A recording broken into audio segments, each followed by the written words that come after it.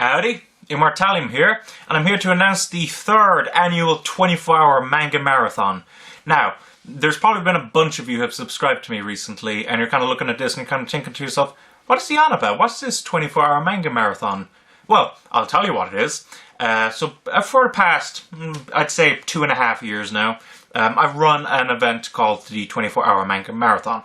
And basically the premise of the event is that you record yourself reading manga for, a period of time. Now, when I say record yourself reading manga, I don't literally mean just, have the camera there and you're reading this, because, that wouldn't be the most interesting picture. Basically, what you got to do, pick up your manga, you got to show what category it is, you got to say, yo, I'm reading this, and then once you've read it, you got to go back and you got to say, okay, this is what I thought of it, this is what the story is about. Do it like a micro-review. Basically, there's several ways that you can do this challenge.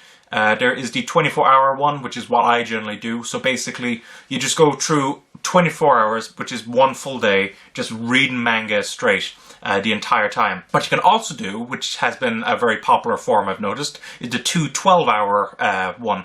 So basically, instead of reading manga for 24 hours straight, you read for 12 hours, you stop, you go back to it at some other point, and you read another 12 hours, and that's your video.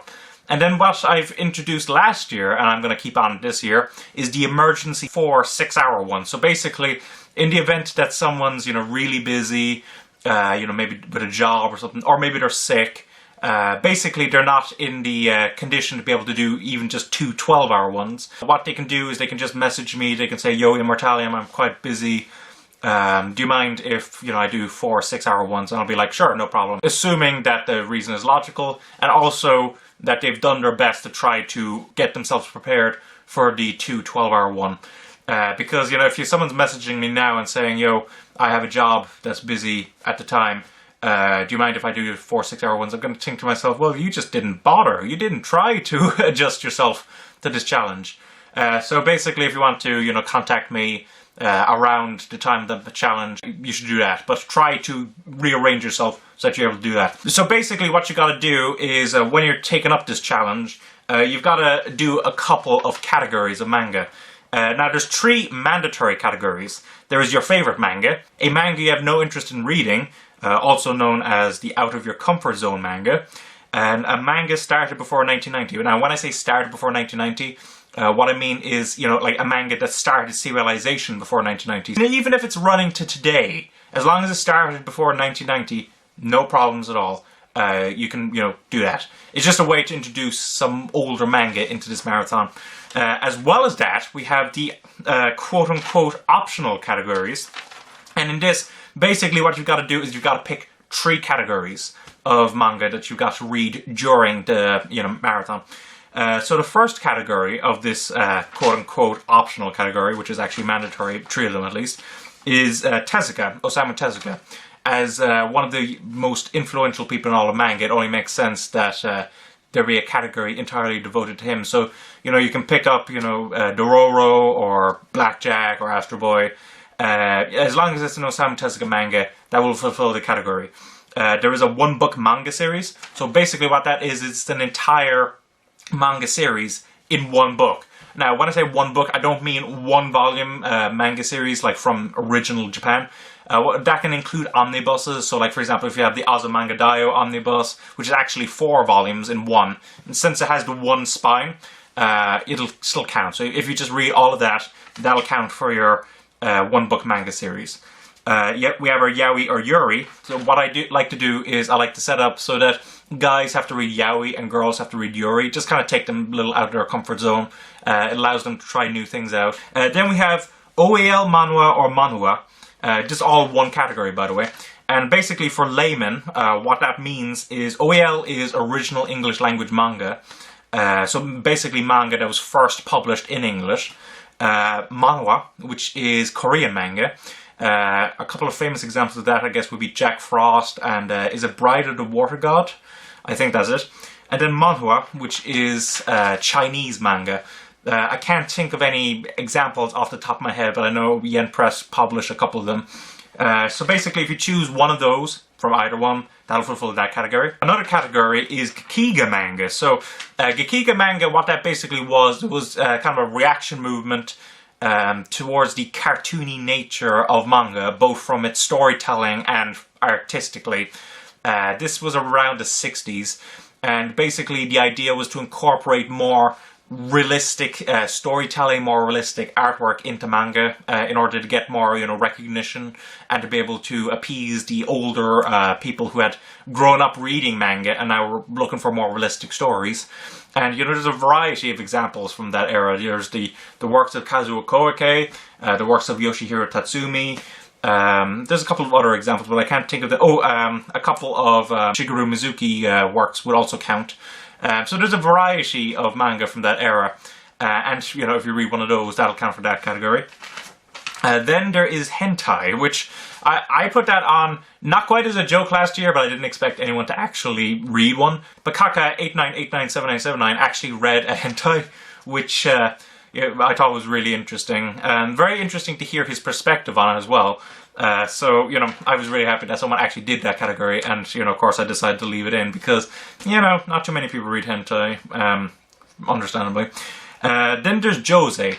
Josei is a particularly interesting one because it's actually a demographic, and it's the only demographic on this list. But in comparison to Shonen, Shoujo, and Seinen, which are all pretty represented in the West, Josei isn't really that popular. In recent years, there's been a decent amount of works released that are Josei, but not too many. What Josei basically is it's manga aimed at older women. So just kind of think of it like Josei is to shoujo as seinen is to shonen. That's the best way to describe it. And as you can imagine, it's got more mature storytelling. It's got really interesting art styles. There's a decent variety of them now in English, but it's still really underrepresented. Well worth having that in as a category. Then there's sports. Sports manga doesn't tend to be overly popular, but there's some fantastic works out there. The only one that I've read and enjoyed is Cross Game. Cross Game is a fantastic manga. Highly, highly recommend it. But of course there's other classics like Slam Dunk, Ice Shield 21. What's a couple of other examples? Real will count. The one by Takehiko Inoue about wheelchair basketball. That would definitely count. So basically a manga that focuses on sports, or a sport, that would count. Shigeru Mizuki, as I mentioned a moment ago, he is highly, highly influential mangaka. He's most known for a series Kitaro, but he did a lot of other great works. He's done Onward Towards a Noble Death, which I actually read last year. And there's Showa, and I believe a biography of Hitler is coming out later. Is it this year or next year? I can't quite recall. But Shigeru Mizuki is very, very influential, very popular author in Japan. And God bless him, he only has one arm, so he's drawn all of his manga with only one arm, which I find absolutely incredible, particularly considering how detailed the backgrounds were in Onward Towards Noble Deaths. Drawn and Quarterly have released a large variety of his works now in English, so there should be no problem being able to get your hands on any Shigeru Mizuki work that's in English. I believe they're all in print. Then there's the Year 24 group. The Year 24 group was a really, really influential group of women who entered the manga field and revolutionized shoujo manga while bringing some of their influences into some other demographics like seinen and shonen. They introduced a huge amounts of artistic techniques, like for example blending panels together or using visual effects in their art styles. So highly, highly influential from that regard. And they also liberated the shoujo medium in being able to talk about sexuality. Before them, there really wasn't that much discussion of, sexuality in shoujo manga. But when they entered the field, they introduced a large variety of sexuality into their works, and people absolutely lapped them up. There's a huge amount of works originally released in Japan, but there really isn't that much released in English. There's a couple of examples. There's the Tetera, there's Andromeda Stories, Heart of Thomas, Drunken Dreams and Other Stories. I believe there was one released by Tokyo Pop, which is, I think it was a spy spoof. They announced that the most famous manga by them, Rose of Versailles, is coming out in English, but unfortunately that won't be out by the time that this manga marathon begins. So unfortunately that won't be able to be entered, but it'll be able to enter next year. Those are all the categories that I introduced, that I had last year. And I decided to add 2 more categories just to make it a bit easier for people to be able to, enter. I decided to add Yoshihiro Tatsumi. Yoshihiro Tatsumi, he is basically quote-unquote the founder of the Gekiga movement. He introduced a huge amount in terms of artistic direction and storytelling. And what's also really interesting is that besides A Drifting Life, which is an absolute mammoth book, most of his stories are actually pretty short. They generally tend to be about 144 pages. So for a manga marathon like this, where time is of the essence, that might actually suit very well. I believe Black Blizzard is one of his more famous works. That's about 144 pages. There should be no problem being able to get your hands on them.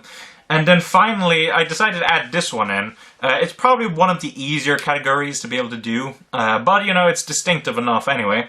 A non-battle focused shonen manga. So what does that mean?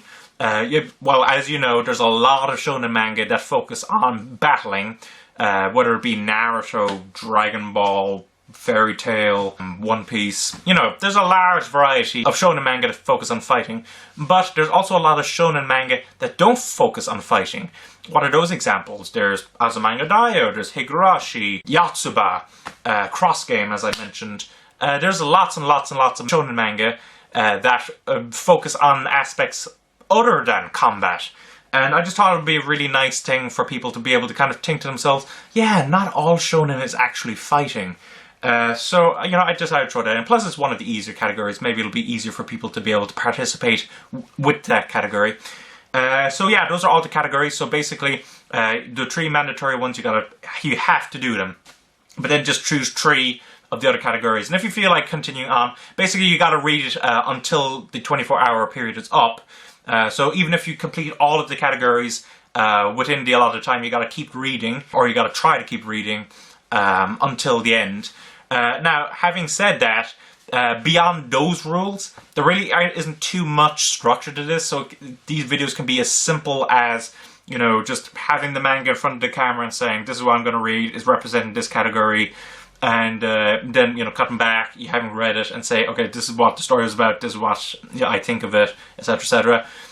Or it can be really elaborate, it could show an entire day, it could be cooking your meal, walking the dog while taking a quick break. You can make it as elaborate as you want, and I kind of want to see that in people. So I want to see, how creative people can get with these videos. So I'm looking forward to that.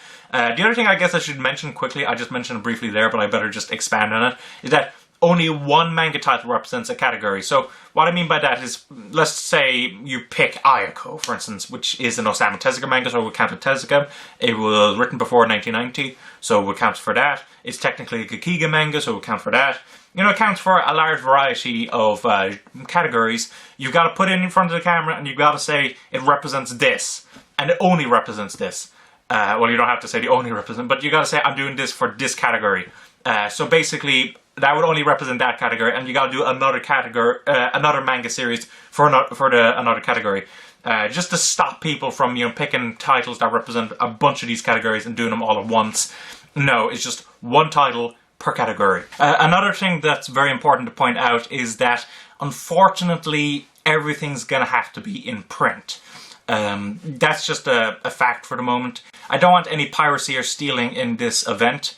And unfortunately, even though there's lots of legal ways to get digital manga, unfortunately I will not be able to tell if you've gotten it legally or illegally. So unfortunately everything's gonna have to be in print. I'm sorry about that, but that's just something that I kind of have to put my foot down on. Some of you might be wondering, a couple of things, like for example, my favorite manga is One Piece, but One Piece is over 70 volumes long now. I can't read all of that in 24 hours. Well, you don't have to. In an event like that, what you could do is just simply pick like a little arc, maybe even just a couple of volumes just to read. For example, last year, for the manga I had no interest in reading, I chose 7 Deadly Sins, I believe is the name. And I just read the first 2 volumes just to get, a taste for it, see what I thought of it, so that I could give my opinion. So, you don't need to read an entire series. Theoretically, you could just read 1 volume and it would sort itself out. For example, you could read 1 volume of One Piece. But really, what's the fun in that? You gotta read a couple of volumes and give us the lowdown. And finally, I guess I would just want to say that it will be running from the 1st of December until the 31st of January. So that's 2 months that you get to be able to record the video and message me about it.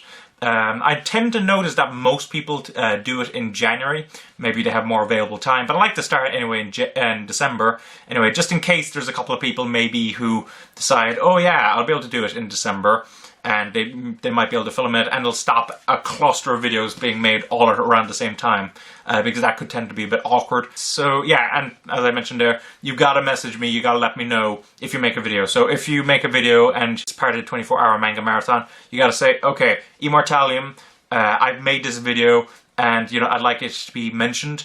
What I'll do is I'll actually include it in the description below, so I'll include a link saying who it is in the description below, so people will be able to access this video, click on the description, and you know, be able to see people. So if this is past January 31st when you're watching this video, there should be a variety of people to watch in the description below. Having said that, I believe I've covered everything I wanted to cover. If I've missed out anything, I'll include the rules in the description below.